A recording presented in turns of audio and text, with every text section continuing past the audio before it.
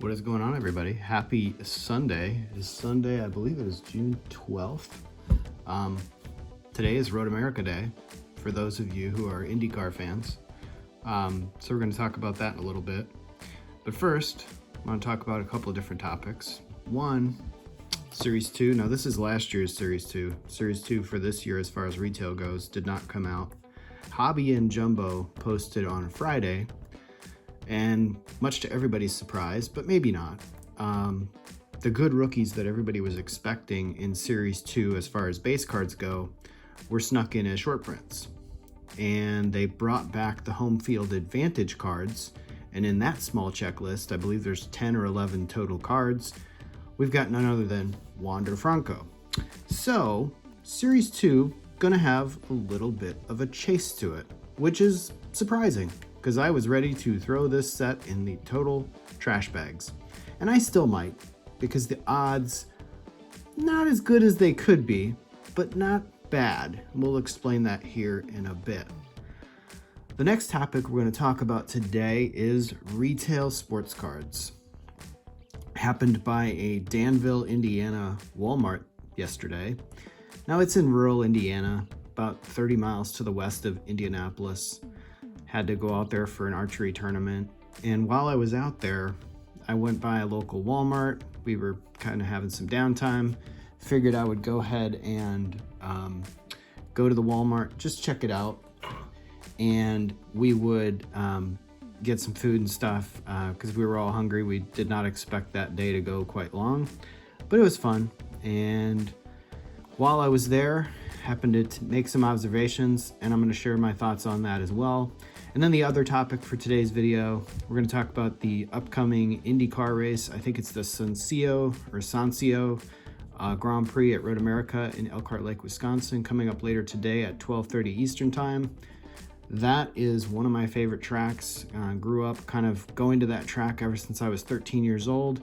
Not going to make it there this year because of the archery tournament from yesterday and just schedule conflicts overall, gas prices being $5 a gallon.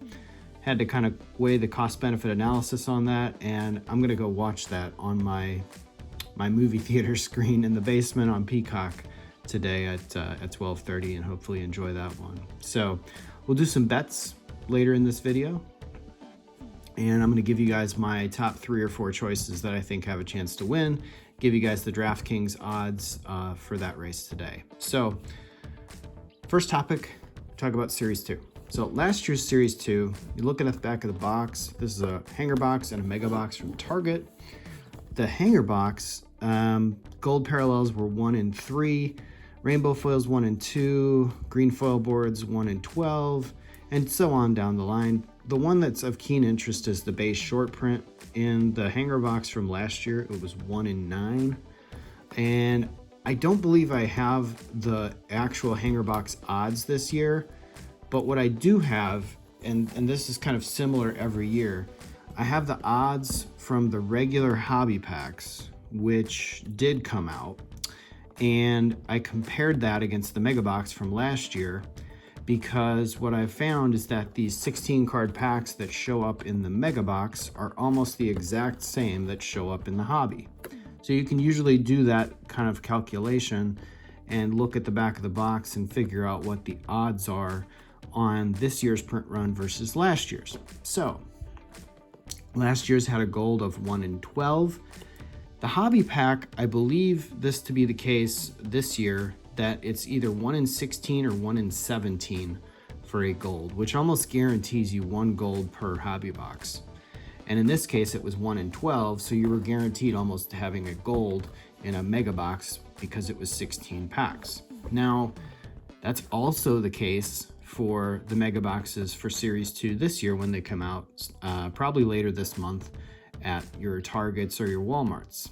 So overall, this is very interesting because I believe the short prints that we do now know about for Julio Rodriguez, Spencer Torkelson, and Bobby Witt Jr., they're going to be in retail as well as short prints, not just hobby only.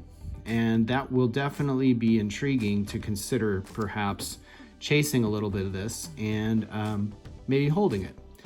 So my thoughts on Series 2, I was not going to open any of it. I was just going to kind of throw the entire set in the garbage and say, I'm not interested at all, full stop, whatever. And so in the case of Series 2 now, I think my strategy is hanger boxes have always by far had the best odds for retail. You've got like your blister packs, your blaster boxes, your mega boxes, the multi-blister pack, things like that, hobby boxes, jumbos, obviously, to kind of round out the format. And the hanger boxes have always kind of correlated with jumbo packs as far as overall odds go. So if I doing my math correctly, based on the fact that there is about half of the Series 2 printed than there was Series 1. I have a Series 1 blaster box. So Series 1 blaster boxes had a base short print every 112 packs. Not very good. So this is probably going to be one in every like 60 packs now for the Series 2. And the blaster box always had about the same odds as this. So the base short print in this was 1 in 35. So if it's 1 in 60, 1 in 50, is that right? Base short print, or am I looking at super short print? Okay, so base short print in these were 1 in 112. So we're looking at like 1 in 50 or 1 in 60 for like the similarity to a mega box. About 1 every 3 boxes or so. But if I'm doing my calculations correctly based on like the print run change, instead of a base short print in a hanger box of 1 in 9, I believe this year's Series 2 is going to have a base short print of about 1 in 13 to 1 in 15 boxes. So if you bought 20 of these, you were probably guaranteed to get at least 1 or 2. Now, with all that being said, I think there's 20 or 30 total cards in this short print checklist, so it isn't guaranteed that you're going to get one of the 3 big rookies that you're chasing, but you have about a 1 in 10 chance that when you get a short print, it could be one of them. So my strategy, if the price is right, and this is the next topic in this video, but if the price was right, I'll probably buy like maybe 15 or 20 of these, stick it in a box, and just forget about it. Open up a little bit of it to have some fun. Watch to see if the hobby box prices come down. Right now they're posted about $100 for the regular hobby box and about $200 to $220 for the jumbo. That's a little too high in my opinion. I think that price needs to come down. And so that, with all that being said, I think I'm gonna open a little bit of Series 2 and I'm gonna hold a little bit of Series 2. So the next topic we're going to talk about are retail prices on products. And this Walmart I went to yesterday was, like I said, in Danville, Indiana. Not really close to any major city. It's west of Avon, for those who are familiar with Indianapolis. It's, you know, out Highway 36, quite a bit outside of the the metro area. And this Walmart, of all of the Walmarts that I've seen in our area, was bursting to the brim with retail products for cards that I think, quite frankly, would be moving a little bit faster if they weren't priced so high. It didn't have any of your premium products. There was no Bowman left on the shelf.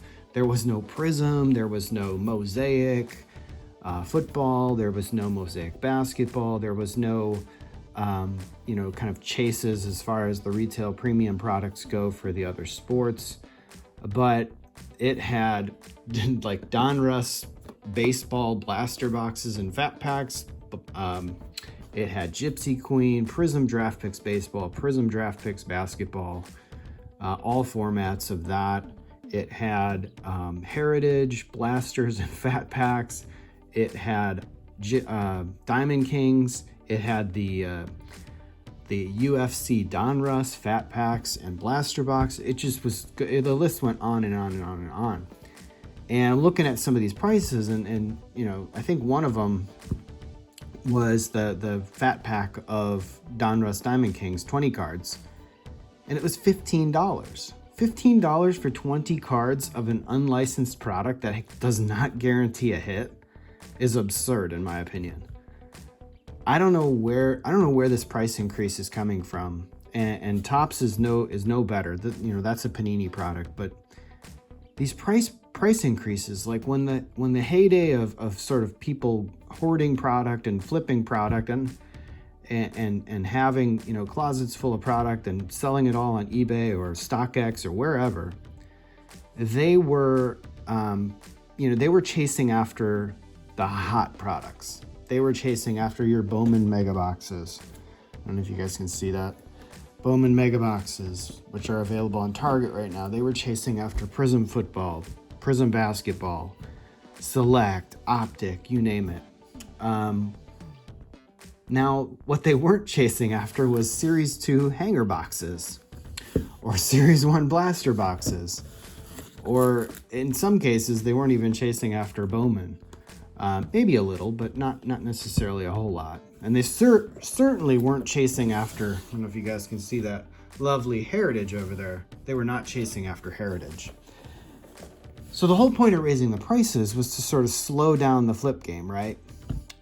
Well, they passed it along evenly across every single product, even the less premium products that nobody was really buying in the first place.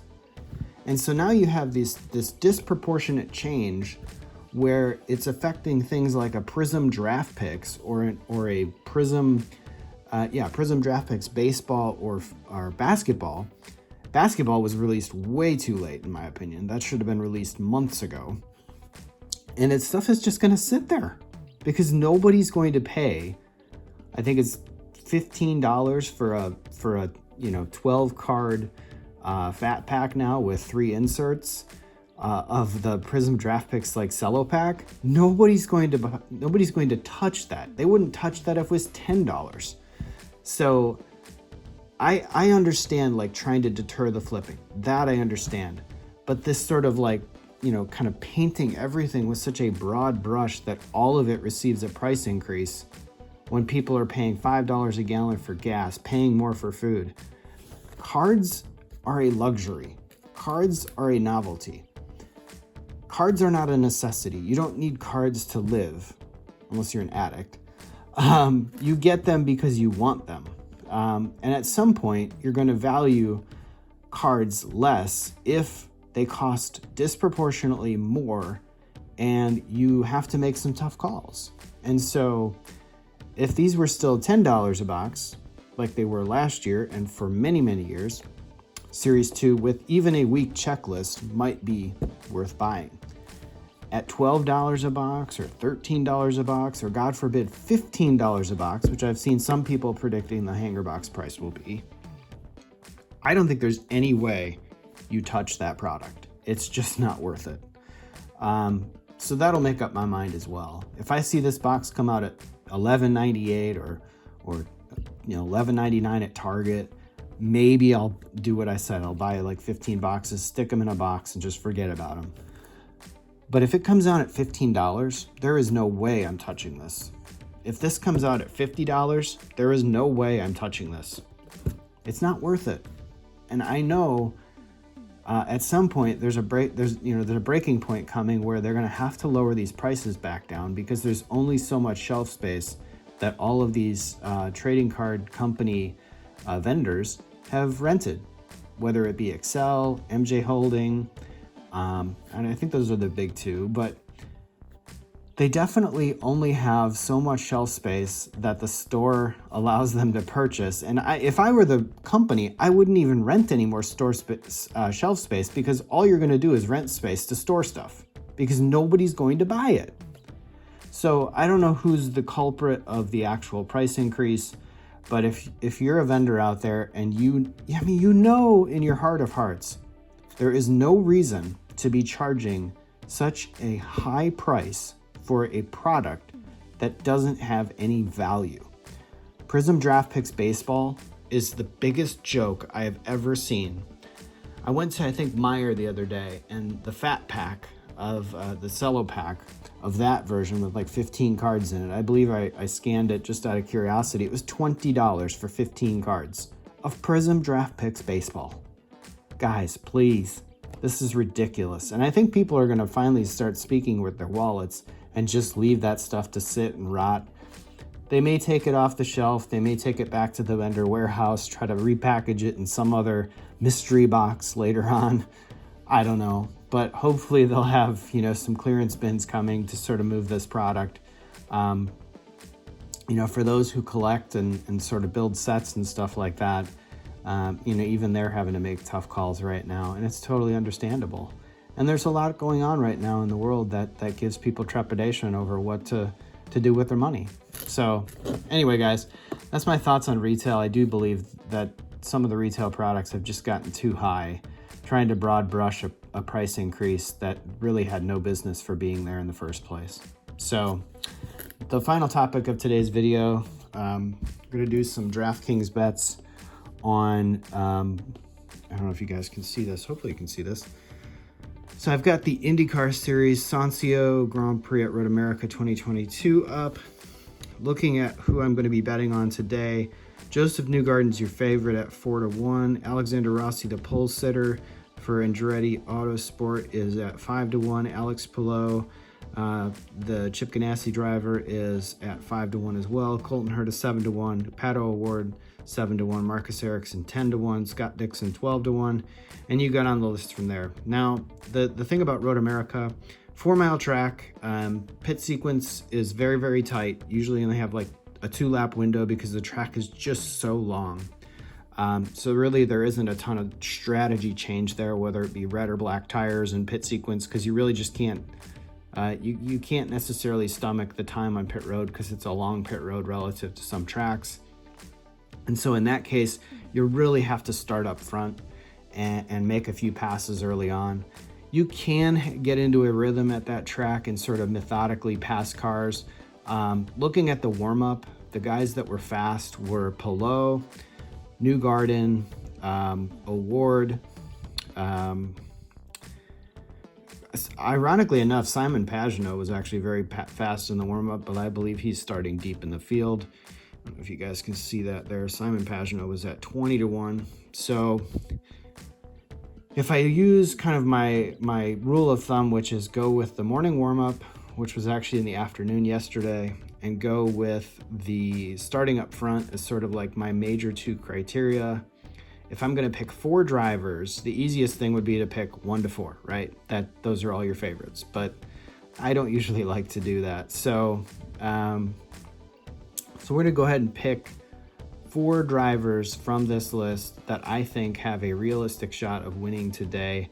Finding a couple of favorites and then maybe a value bet that might be worth taking a shot on. So I think Joseph Newgarden is overdue for a victory. He has come so close recently. He does have, I think, a couple wins this year to his credit earlier in the season, and I definitely think he starts up front at Road America today, I think on the outside of the front row. I believe he has a chance to win today just because he's probably due for a win. Alex Palou was the winner at Road America last year. Joseph Newgarden kind of got jobbed on a late restart and sort of the car gave him trouble. So I think Alex Palou could certainly be a threat. So that would be my second choice. And I'm torn between Alexander Rossi and Pato O'Ward. Alexander Rossi is very hungry. He's going to be switching to the same team that Pato O'Ward drives for this year, and Arrow McLaren SP. I do believe that Alexander Rossi could win the race. I don't know how he's going to start, because I want to say if he starts out up front, he's definitely just going to run away with it. He won this race back, I think it was 2019 or 2018.